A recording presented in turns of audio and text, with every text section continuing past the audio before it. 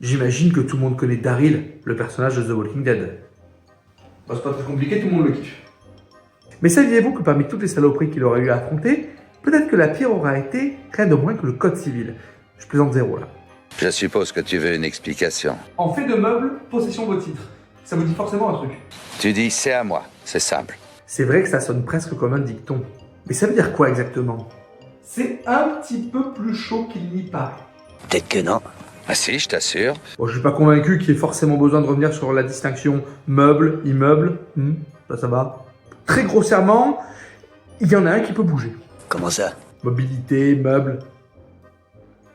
Vous l'avez. Et c'est de celui-ci que l'on va parler aujourd'hui. La règle, elle dit qu'un possesseur de bonne foi d'un bien meuble est instantanément réputé être son propriétaire. C'est à moi.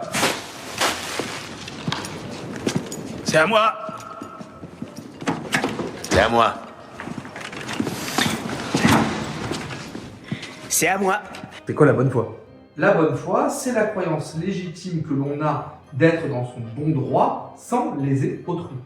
Et la possession, c'est quoi? Mais Dieu ne me quitte pas. Non, pas celle-là. La possession, c'est à la fois une emprise matérielle sur la chose et en même temps la volonté de se l'approprier. Qu'on appelle dans le jargon le corpus et l'animus. Là, on obtient une possession. C'est à moi. C'est tout ce que tu as à dire. Et ce qui vient distinguer la possession mobilière de l'immobilière, c'est qu'en matière de meubles, il n'y a pas de délai, c'est instantané. Mais qu'est-ce qui se passe si le bien en question il a été volé ou perdu?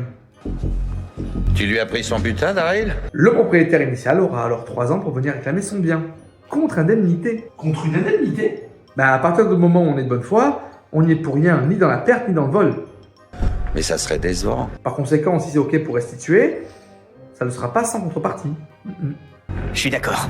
Bon, en vrai, il y aurait 2-3 autres subtilités à préciser sur la possession mobilière. Cependant, on va laisser ça pour la description de cette vidéo. Vous savez, le truc que vous lisez jamais. Donc c'est bon, vous avez pigé? Les choses ont enfin un sens. C'est à moi. Toi, t'as compris les règles. Pas lui. Et bim, du droit.